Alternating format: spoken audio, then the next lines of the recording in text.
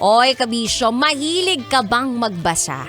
Yung tipong kahit saan ka pumunta, gusto mo may binabasa ka.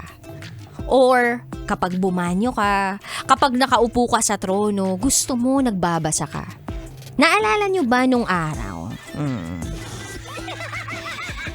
Kapag pumapasok ng banyo ang mga magulang o di kaya naman kahit sinong matanda sa bahay ninyo, hindi dapat mawala ang dyaryo o kahit anong materyales na pwedeng basahin. Wala pang masyadong cellphone na ipinapasok sa loob ng banyo. Nito lang naman yan nauso nung meron ng Facebook Pero dati, dyaryo talaga o magazine o di kaya naman song hits ang ipinapasok sa loob ng banyo. Ganun. O yung iba pa nga nagko-crossword sa loob ng banyo. Crossword. Naalala mo yun? O Sudoku. Noong araw. Pero kapag ikaw medyo nerdy ka, meaning matalino, ang binabasa mo nun, Reader's Digest.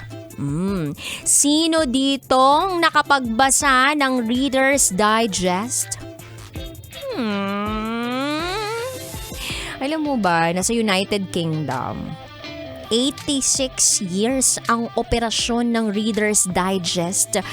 Pero due to financial pressures, hindi na kinaya na makapag-publish pa ng magazine ang Reader's Digest for the next years to come. So, wala na.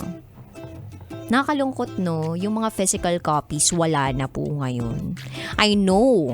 Alam ko, kabisyo, na namimiss mo na magbasa ng tik-tik. Nagbabasa ka ba talaga o nababasa ka? Charot!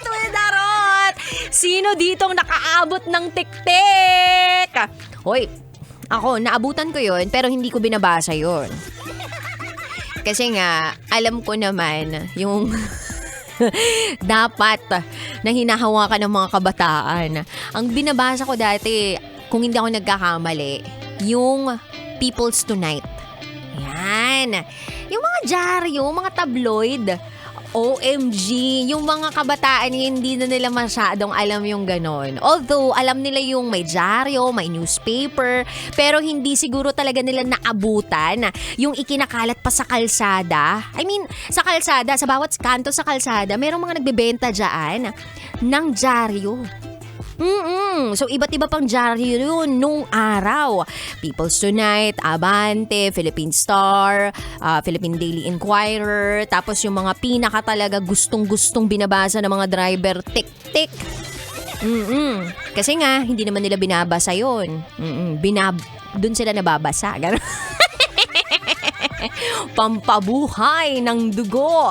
Tapos madalas ang mga cover photo ng mga nandun. I mean, cover photo, di ba? Very Facebook page yung datingan or Facebook account. Yung mga nasa headline nun, mga picture ng babaeng nakabikini, mga artista, ganun yung mga peg nung time na yun eh. Wala lang, nakakatuwa lang po na may era na ganun, na halos lahat ng mga tao talagang drawn into tabloids, newspapers, anything na hindi digital. Pero ngayon, yung mga balita natin na nakukuha nasa social media na. Pero hindi lahat ng mga nakikita natin sa social media ay dapat paniwalaan natin. Bakit? Kasi hindi lahat ng nandun totoo.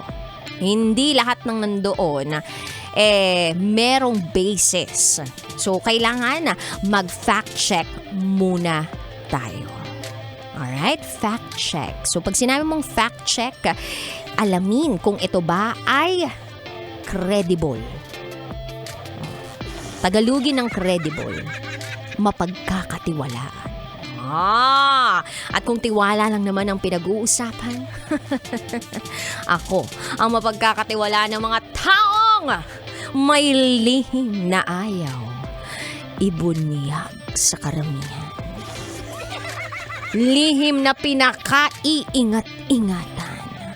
Yes, kabisyo, 3 to 5 p.m. tayo magkakasama ngayong araw na ito. At sywa, kapiling ng babaeng naniniwalang hindi man ako palaging may pira. At least palagi naman akong maganda. This is me, yours truly, your boss, Princess DJ Rakitera.